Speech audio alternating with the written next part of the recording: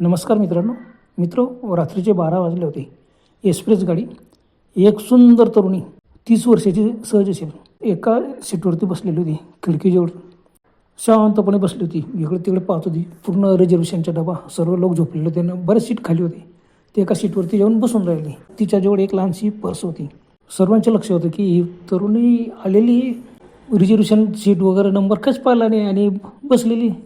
गाडीमध्ये बरेच सीट खाली होते. जो तो आपल्या रिझर्वेशन सीटवरती आरामशीर झोपलेले होते. स्लीपर कोच होता. शांत वातावरण. गाडी धडधड धडधड धडधड जाते. ती शांतपणे बसून राहिली. इकडे तिकडे पाहते. 1-2 जणांचं लक्ष केलं. 30 वर्षाची ती तरुण मुलगी होती. साडी वगैरे नसलेली. एक लहानशी बॅग तिच्याजवळ होती. त्यांना असं वाटलंच की बा ही मुलगी जी आहे ना, तिचे रिझर्वेशन नसेल, जनरलचं तिकीट असेल म्हणून ती बसलेली. आता रात्रीचे 12 वाजलेले होते. ती शांत बसलेली होती. तेवढ्यात TT आला. आता TT साहेबांनी एकेकाचे तिकीट चेक करणं सुरू केलं. तिकीट चेक करत करत तिच्यापर्यंत आलं. ती आश्चर्याने पाहत होती. आता काय करायचं? तिच्या चेहऱ्यावरती जरा चिंता वगैरे वाटली. TT साहेबांनी तिला विचारलं, तिकीट दाखवा. तिने लगेच तिच्याजवळचे तिकीट त्यांना दिलं. त्यांनी लगेच पाहिलं ना आणि TT साहेब म्हणाले, हे बघा, हा रिझर्वेशनचा डबा आहे आणि तुमचं जनरलचं तिकीट आहे. इथं बसायला चार्जेस लागतात.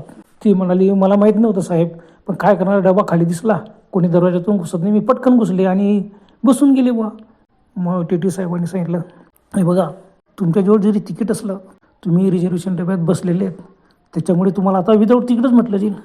ती बाई आश्चर्याने पाहू लागली. अहो साहेब, असं काय करतात? अहो माझ्याजवळ तिकीट आहे. ह्या डब्याचे तिकीट आहे का तुमच्याकडे? ते मॅडम म्हणाल्या, आता मी काय करू? मग TT साहेबांनी सांगितलं, हे बघा, रिझर्वेशनचं तिकीट आहे का तुमच्याकडे? म्हणजे ह्या डब्यात तुम्ही विदाऊट तिकीट बसलेले आहेत. चला, 1000 रुपये काढा, दंड भरा. बापरे! तेवढं साहेब, एवढे पैसे मी कसं काय भरू? अहो माझ्याजवळ फक्त 100 रुपये आहे.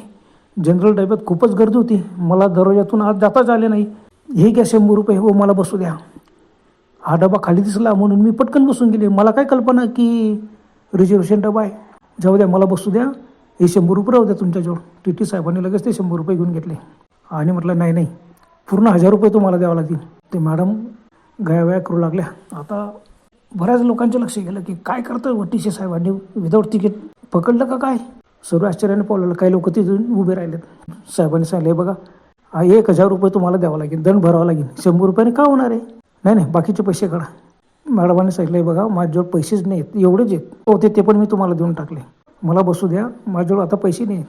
TT साहेबांना, हो, ह्या रिझर्वेशन सीट आहे, इथं जो माणूस येईल त्या तुम्ही काय करणार? मॅडम म्हणाले, हो बघा, अहो साहेब, रिझर्वेशन सीटवर कोणी आले तर मी खाली बसून देईन जमिनीवरती. मला बसू द्या. मी आता काय करणार? जनरल डब्यात तर खूप गर्दी आहे, मला घुसायला सुद्धा जागा नाही. TT साहेबांनी विचारले, तुमच्यासोबत कोण आहे? ती म्हणाली, साहेब, मी एकटीच आहे. ते मॅडम एकट्या होत्या. 30 वर्षाच्या तरुण आणि सुंदर मॅडम. तिच्याजवळ बॅग, फक्त एक लहानशी बॅग होती. मग काय, TT साहेब असले तर म्हणायचे, बघा मॅडम, 1000 रुपये तुम्हाला द्यावे लागतील. तुमच्या बॅगेत असतील पैसे, काढा आणि पावती फाडा बरं. मॅडम गयावया करू लागली, नाही साहेब, माझ्याजवळ पैसेच नाही. मी तुम्हाला दिले ना, 100 रुपये होते तेवढेच दिले. अहो, मी खाली स्टेशनवर उतरल्यावरती मी पायी निघून जाईल, रिक्षासुद्धा करणार नाही, कारण माझ्याजवळ आता पैसेच नाही आहेत, मी कुठून देऊ? TT साहेबांना, नाही, तुम्हाला 1000 रुपये द्यावे लागतील. मग काही लोक म्हणाले, साहेब बसू द्या त्यांना. मॅडम बसायला तयार. एकटे बाई माणूस, तिला कुठं बाहेर पाठवतात? तिला कुठं डब्याच्या खाली उतरवतात? आणि तिच्याजवळ कुठं 1000 रुपये? TT साहेब लोकांना म्हणाले, बघा, ती तुमचे कोण लागते?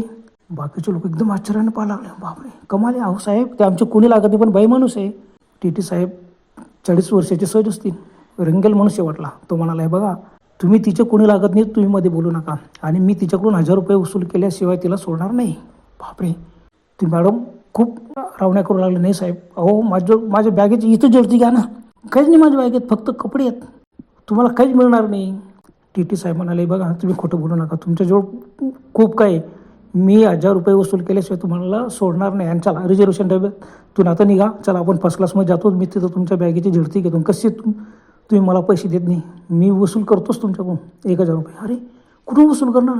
मॅडम म्हणाला, हो साहेब, तुम्ही कसं काय वसूल करणार? माझ्याजवळ काहीच नाही. TT साहेब परत असल्या, हो मॅडम, काय समजता तुम्ही? मला काही एवढं समजतं? अहो, तुमच्याजवळ काही नाही आहे, मी बरोबर 1000 रुपये वसूल करेन. बापरे, काय करणार? आणि मग तो पॅसेंजरचे तिकीट चेक करत पुढे निघून गेला. निघताना म्हणाला, मॅडम चला, माझ्या मागे चला. तो पुढे गेला. लोक म्हणाले, मॅडम जाऊ नका, त्याच्या मागे जाऊ नका, तो वापस येईल आणि तुमचे तिकीट वापस करेन. मॅडम म्हणाला, हो माझे तिकीट पण त्यांच्या ताब्यात आहे, 100 रुपये पण घेऊन टाकले, आता माझ्याजवळ पैसे नाही, मी काय करू आता मी.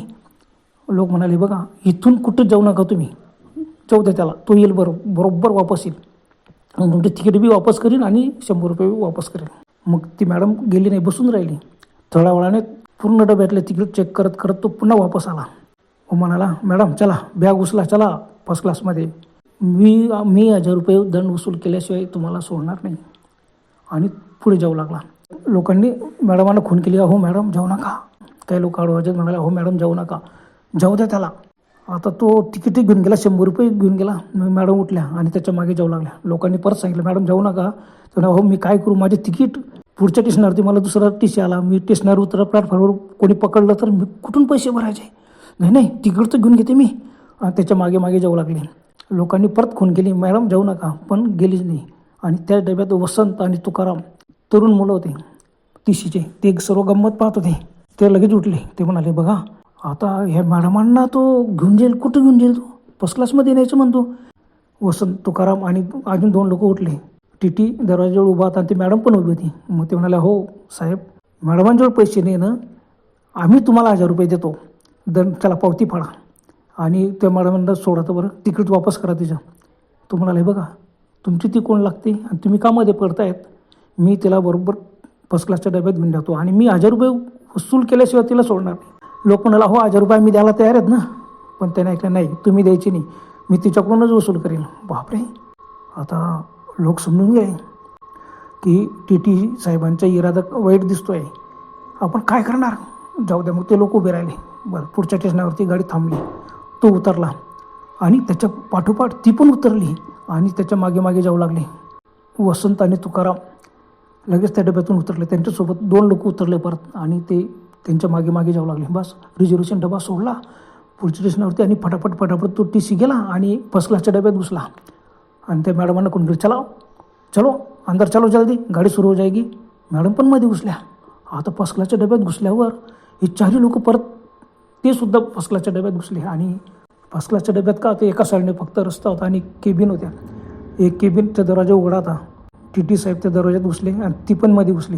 हे 4 लोक आले, दरवाजावर उभे राहिले. मध्ये 2 टी बसलेले होते. मॅडम उभ्या होत्या. टी पण लगेच बाजूला बसला. तो मॅडम सामने बैठ जाओ, आप कैसे 1000 रुपये दंड नहीं देते, हाँ हम तो 1000 रुपये वसूल करने के बिना आपको नहीं छोडेंगे. बापरे, हे 4 पुन्हा केबिनच्या दरवाज्यात उभे होते आणि म्हणाले, हो साहेब आम्ही 1000 रुपये भरायला तयार आहेत ना, तिला सोडून द्या. बापरे, ते मॅडम थरथर कपत उभी होत्या.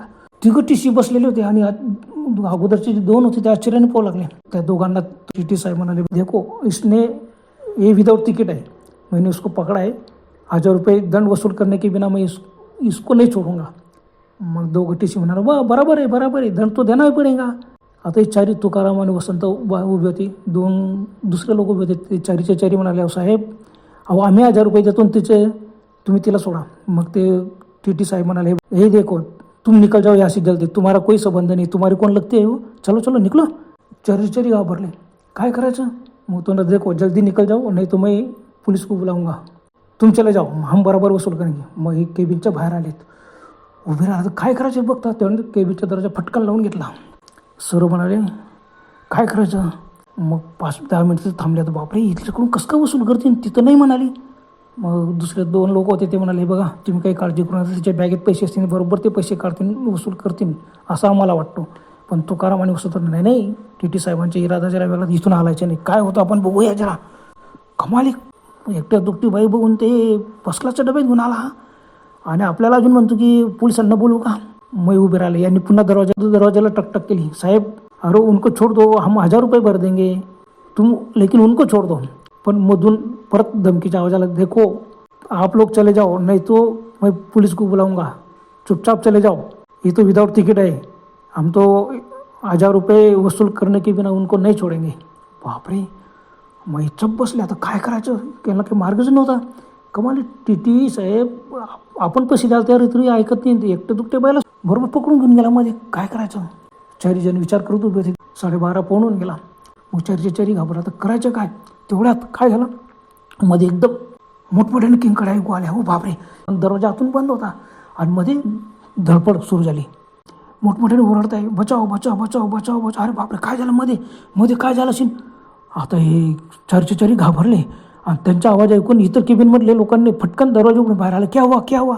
यांनी सांगितलं की ये डबे में टी साहब यार कुछ तो भी गडबड हो गई. बस मध्ये मोठमोठे क्यों काढा. धडपडचा आवाज आला, कधीतरी फटाफट फेकला जातोय फटाफट आणि मोठमोठ्याने ओरडतायत, बचाओ बचाओ हमको बचाओ. अरे यांनी पण मग काय केलं, बाहेरून जोरजोराने दरवाजा उघडण्याच्या प्रयत्न केला, उघडला जात नव्हता. तेवढ्यात एकदम दरवाजा धडदिशी उघडता बरोबर बघतात तर एकदम धुराचा लोट बाहेर आला. बापरे, यांना वाटलं आग लागली का काय. आणि 2 टीटी बाहेर धडपडत बाहेर आले. त्यांचे सर्व कपडे फाटलेले होते, चेहऱ्यावरती असे ओरबडल्याच्या खुणा होत्या आणि चेहरे एकदम दचकले, चेहरे एकदम जळालेले होते, खाडेखुटूक चेहरे आणि सर्व असे ओरबडलेले. बापरे, हे एकदम घाबरायचे. 2 टीटी पडत दूर पडून गेलेत आणि दरवाजाजवळ जाऊन उभे राहिलेत. आणि मग काय, दरवाजा उघडता पटकन सर्व मध्ये गेले. बघता तर मध्ये धूर होता. ज्या टी साहेबांनी त्या मॅडमांना मध्ये नेलं होतं ते कशी तरी धडपडत ते पहिलं परत उठले आणि म्हणाले बचाव मुझे बचाव. आणि एकदम खाली कोसळले आणि बेशुद्ध झाले. कपड्यातून धूर येत होता. अरे बापरे, कसं काय आग लागली. म्हणजे आग विजवा. बाजूला एक शाल होती, ते शालीने फटाफट त्यांनी मारलं, आग विजवली. पण तोपर्यंत टी साहेबांचा चेहरा ओरबडलेला, कपडे फाटलेले आणि चेहरा पूर्ण असा जळालेला आणि टी साहेब एकदम बेशुद्ध. सर्व दचकले, अरे काय झालं, आग लागली. कुठे आग लागली. आजूबाजूला बघता आग काहीच नाही, फक्त टी साहेबांचे कपडे जळालेले, चेहरा जळालेला आणि ते 2 टी बाहेर पडाले, त्यांचे बी चेहरे जळालेले होते. बापरे, मी इकडे तिकडे बघता आणि सर्व आश्चर्याचा धक्का बसला ना, पायाखालची जमीनच सरकली सर्वांची. तुकाराम आणि वसंत एकदम ओरडला, अरे ती बाई कुठे गेली. ते 2 लोक सोबत ते बी म्हणा, अरे बाई कुठे गेली. केबिनमध्ये बाई नव्हती. केबिनमधली बाई गायब कुठे झाली. 2 टी फक्त बाहेर पडाले होते, बाकीचे लोक केबिनच्या बाहेर आले होते. ते सर्व दरवाजे उभे होते. कोणते अंदर कोणते. यांनी सांगितले 2 टी अगोदरच बसलेले होते ना, हा टी आणि एक मॅडममध्ये नेली यांनी. आणि ती मॅडम कुठे गेली. सर्व आश्चर्याने पाहू लागले इकडे तिकडे. मॅडमांचा पत्ताच नव्हता. बापरे, सर्व थरथर कापत बाहेर आल्यात. टी साहेब तर बेशुद्ध पडलेले होते. बाहेर आले, उभे राहिलेत, काय करायचं. बाकीच्या लोकांना काहीच कल्पना नव्हती. मग तुकाराम आणि वसंत आणि त्या 2 लोकांनी सांगितलं की बा एक मॅडमला हे पकडून घेऊन गेले टी साहेब. 1000 रुपये दंड वसूल करत होते तिच्याकडून. मग काय झालं काय माहिती बा, मध्येच काही समजलं नाही. पण ती तरुणी गायब होती केबिनमध्ये, तिची बॅग पण नाही. सर्व अवाक झाले. बापरे, एक्सप्रेस गाडी जोराने धावत होती. आता भीतीचं वातावरण तयार झालं पूर्ण फर्स्ट क्लासच्या डब्यात. बाकीचे लोक येऊन घाबरून पाहत यांच्याकडे पाहत होते, काय झालं. सर्व केबिनमधून लोक बाहेर आलेले होते आणि टी साहेब बेशुद्ध. बापरे, सर्व पाहून त्यांना पण घाबरले. आणि पण ते दुसरे 2 टी होते, ते तो दरवाजा जोडून होते. मग त्यांनी सांगितलं की हे 2 पण होते, तिथं गेले तर ते इतके घाबरलेले होते, थरथर कापत होते. त्यांचे चेहरे पूर्ण जळालेले, काळेकुटुक झालेले, कपडे पण थोडेफार जळालेले. तोंडातून त्यांचे शब्द निघत होते, काय झालं. एचआरने विचारलं की भाई साहब क्या हुआ अंदर, और मॅडम कहाँ गई. ते इतके घाबरले होते, 2 थरथर कापत होते, उभे राहायचे त्राणच नव्हता. मग तुकाराम वसंत म्हणाले, बघा ती मॅडम तर नाही, पण तुम्ही खाली तर बसा. मग ते सीटवर बसले, थरथर कापत होते 2. अरे काय झालं सांगा ना तुम्ही. मग ते 2 टीसी इतके घाबरलेले होते. त्याने सांगितले ती बाई भयानक होती, तिने त्याला बेदम बदलून काढले. आम्ही सोडवण्यासाठी मध्ये पडलो तर आम्हाला पण मारले. भयंकर ताकद होती तिच्यात. आणि अचानक तिच्या तोंडातून जाळ येऊ लागला. तिने आमच्या तोंडावरती तो जाळ एकदम फेकला. बापरे, तिने तोंड करतच तिच्या तोंडातून जाळ आला आणि आमच्या चेहऱ्यावर आणि कपड्यांवरती एकदम तो जाळ टाकला. जाळ टाकता बरोबर आमचे कपडे पेटले आणि चेहरा पण एकदम भाजला. म्हणून आम्ही एकदम किंचाळलो आणि कसा तरी आम्ही केबिनचा दरवाजा उघडला आणि 2घांनी आमचा जीव वाचवला. बाबारे, बापरे. आणि खरंच त्यांचे चेहरे अगदी जळालेले होते. टी साहेब जे बेशुद्ध पडले होते त्यांचे बी चेहरा एकदम जळालेला होता, कपडे जळालेले होते. आता लोकांनी ते विजवले, हे सर्वांनी विजवले होते. ते सर्वांनी विचारले तिने त्या टी साहेबांना का मारले आणि तुम्हाला का मारले, तुम्ही काय केले तिच्यासोबत. ते एकदम चूप झाले, काय बोलणार. सर्व म्हणाले, हे बघा तुम्ही सुद्धा काहीतरी केलं. त्यांनी सांगितलं नाही साहेब, आम्ही फक्त त्याला वाचवण्याचा प्रयत्न केला. तुम्ही त्यांना वाचवण्याचा प्रयत्न, पण त्याने काय केलं, तो कसं काही बोलला का, त्याने असं काय केलं की ती एवढी खवळली. बापरे, ते असं विचारतात. ते 2 टीसी घाबरून सर्वांकडे बघत होते, काय बोलणार. त्यांना काही सुचतच नव्हतं. लोक पुन्हा त्यांना विचारा, हो असं तुम्ही काय केलं की ती एवढी संतापली, तुमचे चेहरे जाळून टाकले. काही लोक म्हणाले, हो चेहरेनी यांना मारूनच टाकायला पाहिजे नव्हतं त्यांनी. असं विदाऊट तिकडे सापडलं ना, हे फार अन्याय अत्याचार करतात, तुम्हाला माहीत नाही. बापरे, सर्वांचे जीव धडधड करतो. किंवा पुढच्या स्टेशनला ना फटकन उतरून आपण या डब्यापासून दूर पडू. तुकाराम आणि वसंता एकदम दरवाजाच्या जवळ जाऊन उभे राहिले. पुढचे स्टेशन केव्हा येईल हे सर्व वाट पाहत होते.